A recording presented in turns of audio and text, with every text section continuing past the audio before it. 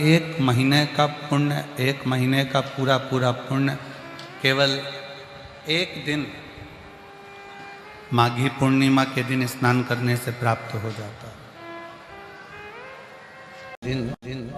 आप शाम को प्रदोष काल के समय 4:30 बजे से 6 बजे के बीच में 1 लोटा पानी, उसमें 5 बेलपत्र रखकर, एक कमलगट्टा डालकर भगवान चंद्रेश्वर महादेव के नाम से भगवान शंकर को पूर्णिमा के दिन चावल का एक आखा दाना जानते हो, पूरा खंडित चावल नहीं, कितना चावल, एक दाना चावल का शंकर भगवान के शिवलिंग पर समर्पित करिए।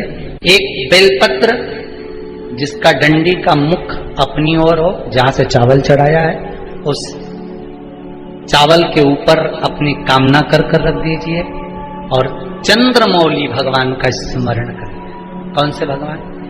शंकर भगवान का सर्वश्रेष्ठ सुंदर नाम है चंद्रमौली।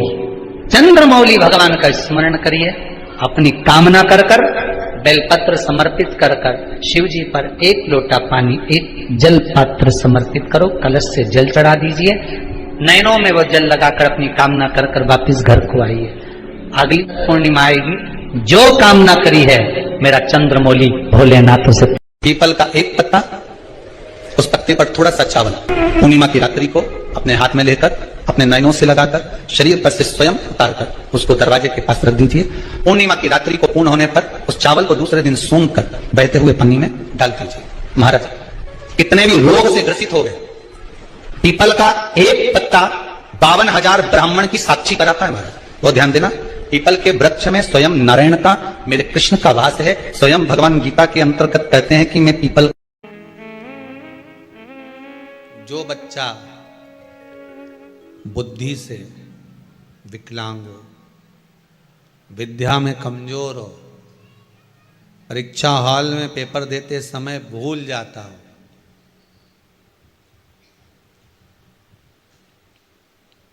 विवेक काम ना करता हो, तो निवेदन है, किसी भी पूर्णिमा की रात्रि को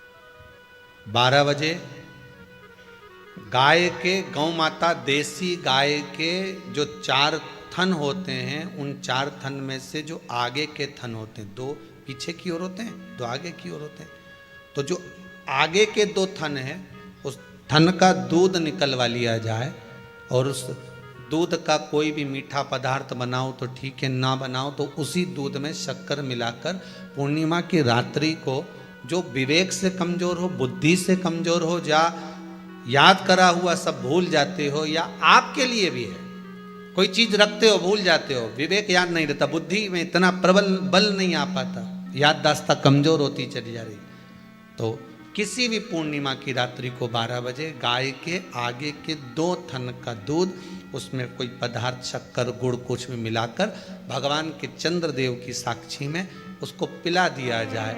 महाराज, बार बार पिलाने की जरूरत ही नहीं पड़ेगी, एक ही बार में काम कर जाएगा और विवेक पूर्ण तरह से कार्य करने लगेगा।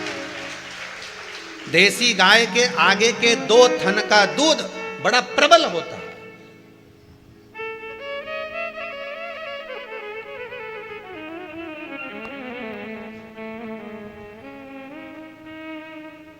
पूर्णिमा की रात्रि को 12 बजे उसका प्रयोग किया जाए।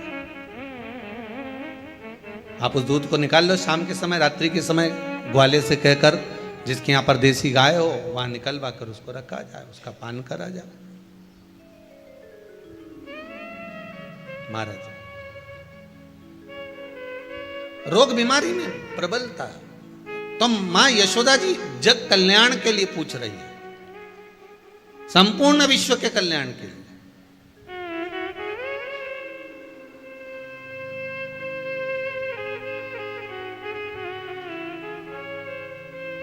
अरे कितना सुंदर संवाद है। स्कंद पुराण में समुद्र मंथन की तिथि, नक्षत्र, घड़ी, पल सब कुछ लिखा हुआ है कि समुद्र मंथन के लिए देवताओं ने इंतजार करा था। कब? जब चंद्र का प्रभाव पूर्ण हो। जब चंद्र का प्रभाव पूर्ण होगा तब जो मंथन होगा उस मंथन का जो सुख होगा वो जीवन को आनंद दे जाएगा। हो सकेगा तो कल की कथा में मंथन के लिए जो समय स्कंद पुराण में कहा गया कि ये समय में चंद्र प्रबल होगा, उस चंद्र की प्रबलता में मंथन का कार्य प्रारंभ करा जाए। देवता और राक्षस मिलकर मंथन करें। कल की कथा में वो पल, वो समय भी बताएंगे कि स्कंद पुराण में ये जगह पर ये चीज लिखी है। क्यों इंतजार कर रहे हैं कि चंद्र प्रबल हो तब हो? क्यों भीष्म पितामह इंतजार करते हैं कि सूर्य उत्तरायण हो तब जाऊं?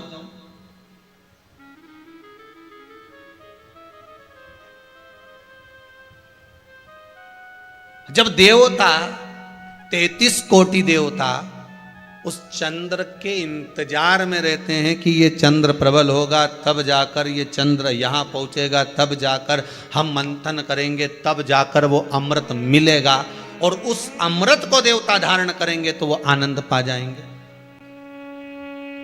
तो हम क्यों शरद पूर्णिमा छोड़ें? हम क्यों एक एक पूर्णिमा छोड़ें? एक एक पूर्णिमा के महत्व को जानिए।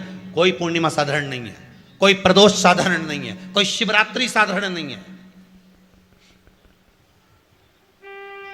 12 महीने शिवरात्रि पड़ती है, 12 महीने में प्रदोष पड़ते हैं, पर 12 महीने पड़ते हैं। हम उसका महत्व ही नहीं जान पाते।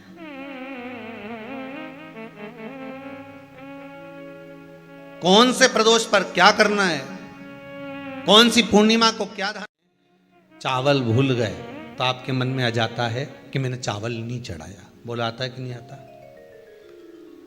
शास्त्र कहता है, अग्नि पुराण में स्पष्ट किया गया, कितना भी पूजन का सामान बाजार से लिया और कितनी भी अच्छी पूजन की थाली जमा लो, अच्छे से अच्छा विद्वान भी पूजन की संपूर्ण सामग्री पूजन की थाली में रख ले, विद्वान से विद्वान ब्राह्मण जन हो, चाहे पूजन करने वाला एक साधारण सा मानव क्यों ना हो, वो पूजन की थाली में संपूर्ण सामग्री जमा ले तो भी पूजन की सामग्री में पूजन करते समय कुछ ना कुछ रह ही जाता है, रह ही जाता है।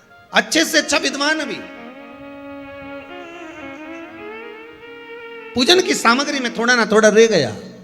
अब मन में भ्रम उत्पन्न हो गया कि ये पूजन की सामग्री में क्यों रह गया, मेरे को ये चाहिए था, ये तो रह गया, मैंने तो ये चढ़ाने के लिए लाना था, मैं तो ये भूल गई। उसका कारण क्या है? हमें लगता है कि त्रुटि हो गई, हमें लगता है कि गलती हो गई, पर शंकर भगवान से कोई पूछे, शिव के भगत से कोई पूछे कि पूजन की थाली में पहले के समय में लोग पूजन करने जाते थे तो क्या पूजन की सामग्री में साहित्य कम रह जाता था? हाँ, उसका कारण क्या था? भगवान कहते हैं कारण केवल एक है। मैं खुद पूजन की थाली में, भगवान विष्णु ने संकल्प लिया था कि 108 कमल के पुष्प भगवान शंकर को समर्पित करूंगा। पहले कथा में वर्णन किया, 108 कमल के पुष्प भगवान को दूंगा। जब आखिरी दिन महीने का पूर्ण होने जा रहा था, श्रावण के महीने का, भगवान ने एक पुष्प को निकाल लिया, उसमें पूजन की थाली में एक फूल कम कर दिया। अब आपको लगे, परिवार को लगे, कुटुंब को लगे, किसी को लगे,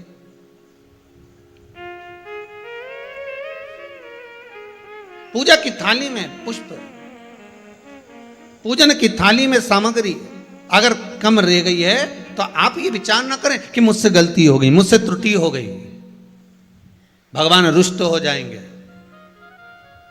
भगवान अपने भक्त से कभी रुष्ट नहीं होता साहब। ये दुनिया के लोग कहते हैं कि अगर पूजन नहीं करेंगे, हमने ये सा नहीं करेंगे तो रुष्ट हो। नहीं नहीं नहीं, भगवान रुष्ट नहीं होता, भगवान कभी रुष्ट नहीं होता अपने भक्त से। पूजा की थाली में सामग्री नहीं है, उसका कारण क्या है?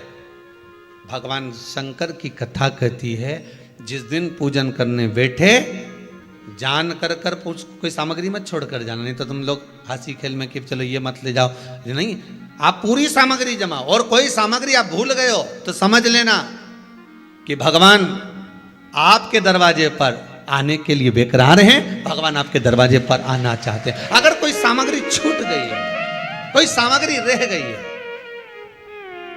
जान कर कर हमको नहीं, जैसे श्रीफल, नरियल जो हम भगवान के मंदिर में तोड़ते हैं, फोड़ते हैं, माता जी के सामने हमने नरियल फोड़ा, नरियल अच्छा निकल गया, भगवान ने स्वीकार करा ना करा, अगर नारियल अच्छा निकल गया तो आपने थोड़ी सी चिटक निकाल कर भगवान को चढ़ाई, बाकी का सब घर ले जाके चक्कू से निकाल निकाल के सब खा गए। और मान लो वही नारियल जो आपने भगवान को चढ़ाया, फोड़ा और वह अंदर से खराब निकल गया, तो भगवान ने स्वीकार करा कि नहीं करा?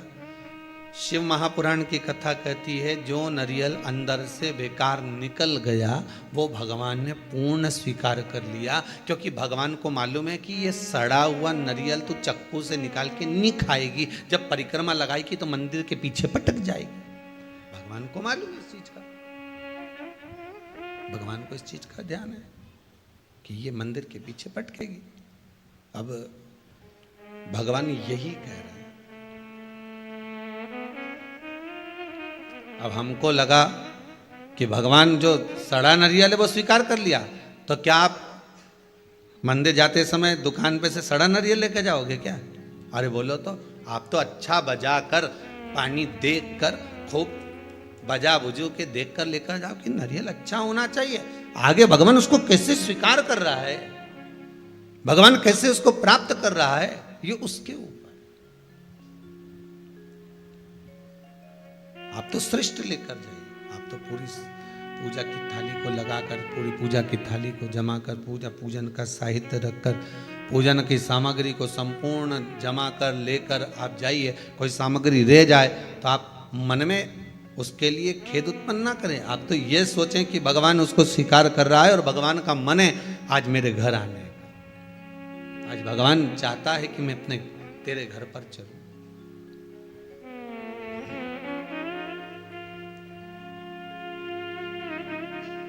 भगवान ने शिव भक्त से कहते हैं कि तुम मेरे ऊपर जल नहीं चढ़ाता था? नहीं प्रभु,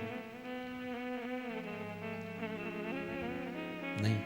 कारण मैं अपने घर पर बुलाना चाहता था, आपको अपने भवन में बुलाना चाहता था। बस आप मेरे घर पर आ जावे, आप मेरे भवन में आ जावे, इसलिए मैं थोड़ा सा छोड़ आता था। आप आए नहीं, सुबह हो गई, मेरी पूजा की थाली धरी की धरी रह गई। भगवान भी विचार करता।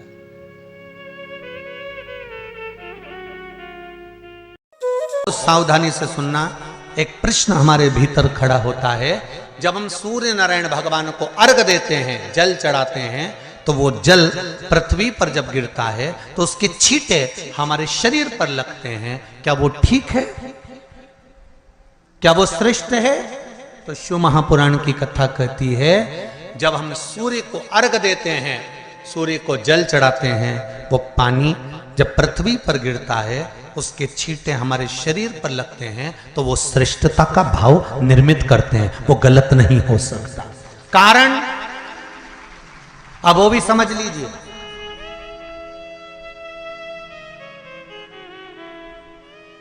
अब सूर्य नारायण भगवान को आप जल चढ़ा रहे हो तो छींटे नहीं लगे, उसके लिए क्या स्टूल पे चढ़ के चढ़ाओगे कि कुर्सी पे चढ़ के चढ़ाओगे?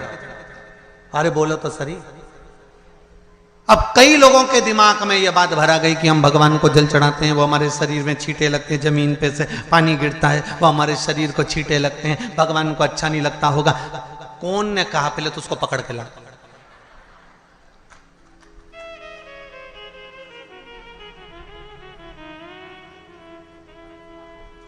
क्योंकि मेरे राम जी महाराज, मेरे भगवान कृष्ण,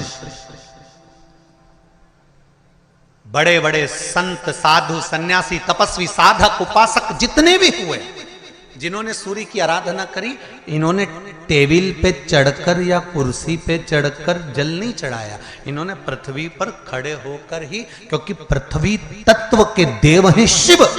जब हम मृत्यु लोक पर खड़े होकर, पृथ्वी पर खड़े होकर भगवान शंकर का भाग पृथ्वी तत्व को धारण कर कर जल को हाथ में लेकर जब समर्पित करते हैं, और जो जल नीचे गिरता है वो शरीर पर अगर लगता है तो हमको उसका आशीर्वाद ही प्राप्त होता है, दोष नहीं लगता। पर लोगों ने इसको विपरीत कर दिया। कि कौन ने विपरीत करा? कई लोगों ने इसको विपरीत कर दिया। कौन ने विपरीत करा? तो जो दूसरे धर्म के लोग होते हैं, जिनको हिंदू धर्म से नफरत होती है और जो हिंदू धर्म की पूजन सेवा अर्चना को समाप्त करना चाहते हैं, वो धीरे धीरे धीरे धीरे कहने लगे कि सूर्य को जल चढ़ाओगे तो शरीर में लगेगा, शरीर में लगेगा तो दोष लगेगा। इसको कह कहकर घर घर में सूर्य को जल चढ़ाना लोगों ने बंद कर दिया कि आप जल चढ़ाएंगे तो दोष लगेगा, शरीर पे छींटा लगेगा, शरीर को ऐसा लगेगा। ये दोष नहीं है। कितनी सुंदर बात है महाराज। सूर्य नारायण भगवान को जब जल चढ़ाया जाता है, हाथ सिर से 8 इंच की दूरी पर होना चाहिए। जम के बोलिए, सिर से कितना ऊंचा होना चाहिए? 8 इंच ऊपर अपना हाथ होना चाहिए मस्तक से सूर्य को जल चढ़ाते समय। और ना चांदी का, ना स्टील का, ना लोहे का, ना प्लास्टिक का, ना कांच का, ना सोने का कोई बर्तन, ना कांसे का, ना एल्युमिनियम का,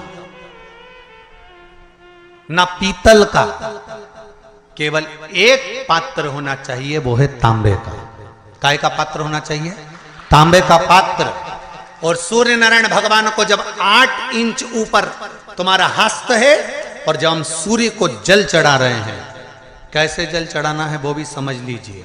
अगर कोई कैंसर का मरीज है, जिसके चेस्ट में कैंसर आ गया हो, लेफ्ट में, राइट में कहीं पर कैंसर आ गया हो, या कोई गठान आ गई हो, तो महाराज आप जल चढ़ाते समय उस जल की धार को सूर्य भगवान को जब चढ़ा रहे हो तो धार आपकी गठान की ओर जाना चाहिए, जिससे सूर्य की किरण उस जल में से आपके उस स्थान पर पड़े, उस जगह पर पड़े जहां पर गठान है। महाराज आप लगातार जल तो चढ़ाना चालू करो, अच्छे अच्छे डॉक्टर फेल हो जाएंगे और कह देंगे गठान ठीक हो गई।